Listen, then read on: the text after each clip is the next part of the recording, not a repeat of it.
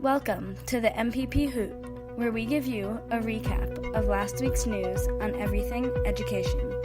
On Monday, the University of Rhode Island announced their new scholarship program, which will be helping 15 citizens of the Narragansett Indian tribe pay for their education.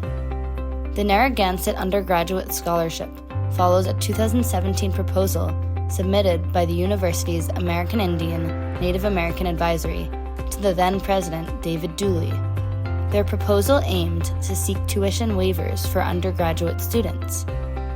The council said that the university is an institution on the traditional homelands of the Narragansett Nation, and that waiving tuition for tribal members is a crucial step toward providing opportunities to Indigenous students. In the summer of 2021, the university established the program, which then went into effect last fall. The scholarship covers full in-state tuition and fees for up to 4 years for students who have direct Narragansett Indian Tribal Nation membership or citizenship.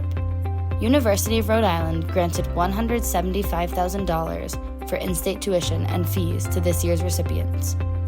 Additionally, 15 to 20 more students are anticipated to benefit during the next academic year. Florida high school senior and class president Xander Moritz was told by his principal that if he were to reference his LGBTQ activism in his graduation speech, the school would cut off his mic, end the speech, and halt the ceremony. The principal, Stephen Covert, released a statement reporting that he and other school officials value the uniqueness of all the students. In a statement, Sarasota County Schools confirmed the meeting between the principal and student and noted that graduation speeches are typically reviewed to make sure they align with the graduation ceremony tone. The statement mentioned that students are instructed to avoid making the ceremony a platform for personal political statements. Xander Moritz was shocked because his principal's instructions didn't align with his previous actions over their time working together. Moritz said that he believes the instruction was in response to the recently enacted state law dubbed the Don't Say Gay Law. This law, officially titled Parental Rights in Education Law, bans teaching about sexual orientation or gender identity, which was signed by Florida Governor Ron DeSantis. According to supporters, this provides parents with more control over what their children learn during school. Proponents believe that LGBTQ issues are not appropriate for young students. On the contrary, critics have said that this law could constrain teachers and students from talking about their identities or those of their family members. In a statewide student walkout in March, Moritz led Sarasota County's largest protest opposing the new law. According to Moritz, school officials ripped down posters and instructed him to shut down the protest. Later that month, Moritz and a group of students, parents, educators, and advocates filed a lawsuit against DeSantis and the state's Board of Education in regards to how the law would silence, stigmatize, and erase LGBTQ people. Since leading the protest, Moritz has experienced death threats from strangers. Additionally, he has said that strangers have entered his parents' offices searching for him. Despite pleas from students and parents and his principal's requests, Moritz still plans to include his identity and activism in his graduation speech at the end of the month. In an effort to close the digital divide, students who receive Pell Grants will be eligible for high-speed internet subsidies under a program which the Biden administration announced on Monday. According to the White House's estimates, nearly 40% of American households will be eligible, which can lower their internet costs to no more than $30 per month under the administration's Affordable Connectivity Program. To help make this possible, 20 internet service providers have pledged to lower their prices or raise internet speeds for eligible households. Thus far, 11.5 million of the estimated 48 million eligible households are benefiting from the Affordable Connectivity Program, which is funded by the bipartisan Infrastructure Investment and Jobs Act that was enabled in November. In a news conference on Monday, President Joe Biden reported that the latest internet provider commitments mean that eligible families will often be able to receive high-speed broadband at no cost. People may be hesitant to sign up for the Affordable Connectivity Program since there are so many scams around us. Plus, there can be language barriers, and some families just don't feel comfortable sharing their information. Education Superhighway, a nonprofit that also aims to close the digital divide, has created a free online toolkits that school districts can use to help eligible families enroll. According to a fall report, 18.1 million people reside in communities with broadband infrastructure but cannot afford to connect. According to Jack Lynch, the Chief Operating Officer at Education Superhighway, it's crucial for districts to drive awareness about the Affordable Connectivity Program. Last Monday, across 27 states and Washington, D.C., more than 200 daycare centers and early learning providers pledged to close their doors for a strike, joined by workers and parents. This effort is in solidarity with the A Day Without Childcare, a national day of action. Organizers have requested that parents who cannot show up in person show their support by wearing pins donned with statements such as "I wouldn't be here today without childcare." This strike was the day after Mother's Day, and the purpose was for daycare workers to highlight to policymakers how integral they are to families and the U.S. economy. Specifically, there were 3 goals for the strike: living wages for childcare providers, an equitable childcare system built on racial justice, and affordable childcare for all families. The rally organizers are demanding better wages and subsidies for the whole industry, as few providers make a profit.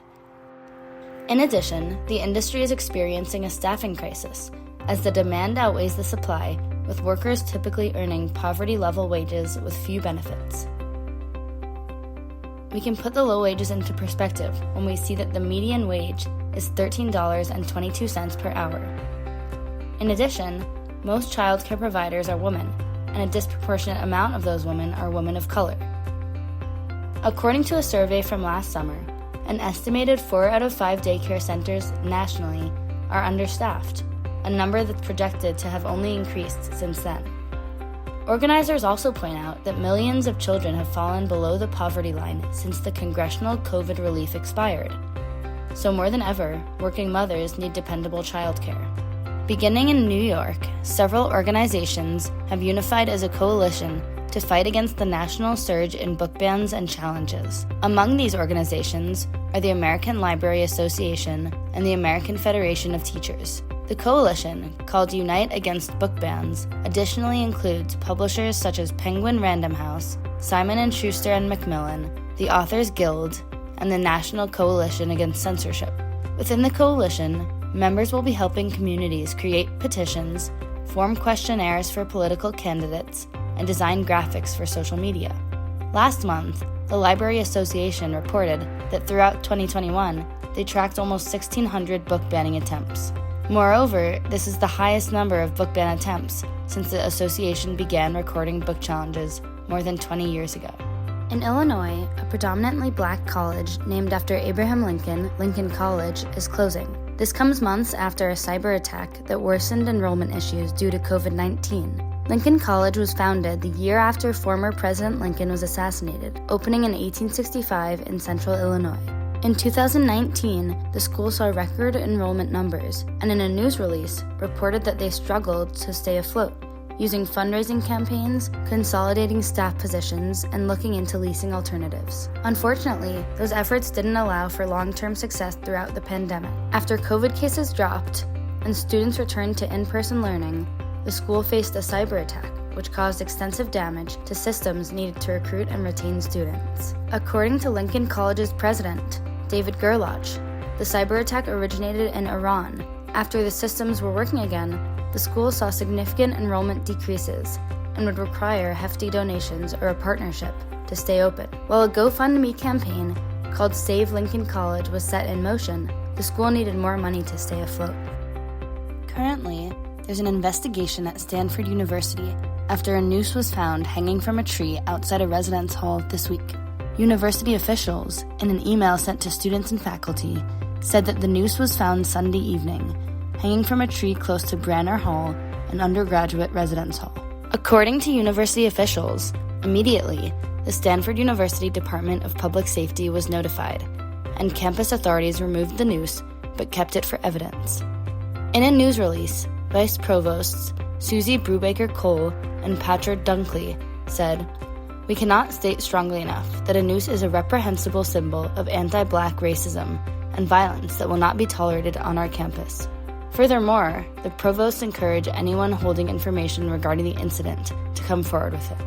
Unfortunately, the incident is the third of such in the last 3 years. According to the university, again in July of 2019 and November of 2021, nooses were found on Stanford's campus. According to the California state law, hanging a noose is a hate crime and punishable offense. If found guilty, the culprit could face up to a $5,000 fine and/or up to a year in jail. At Rollins College in Florida, valedictorian Elizabeth Bonker delivered her commencement speech using a text-to-speech software. Bonker is affected by non-speaking autism and hasn't spoken a word since she was 15 months old. She has faced many challenges, but with her accepting peers and teachers and help from technology, she was able to graduate at the top of her class. In her speech, she encouraged her peers to serve others and nurture the value of sharing. Bonker stated that she typed her speech with one finger along with a communication partner who held the keyboard. Furthermore, she noted that she is one of the few non-speaking autistic people who has the privilege of learning how to type, which greatly assisted her in communicating and becoming educated. Post-graduation, Bonker is planning to help people who are in situations similar to hers. Bonker highlighted that there are 31 million non-speaking individuals with autism who cannot express themselves, and her goal is to help them. According to recent studies, 25 to 30% of children affected by autism are non-speaking or minimally speaking. She also plans to bring more awareness to the public about these millions of people affected by non-speaking autism. Recently, Bonker launched a non-profit organization, Communication for All, which aims to break down barriers non-speakers experience through providing communication resources, especially in schools. Thanks for watching. Make sure to like and subscribe so you don't miss next week's episode.